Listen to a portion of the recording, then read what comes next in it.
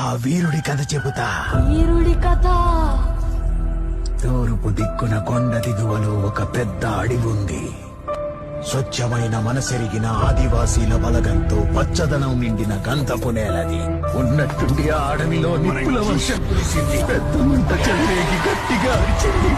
ఆ పెద్ద అడవి మాడి మసైపోయింది. అయితే అదిరి చెదిరిపోయి సుక్కల్లో సందమామలాగా ఆకాశం శ్రీరాంచుల్లో దాక్కుని కూర్చున్నప్పుడు జ్వాల కన్నది ఒక జ్వాలాపుత్రుణ్ణి.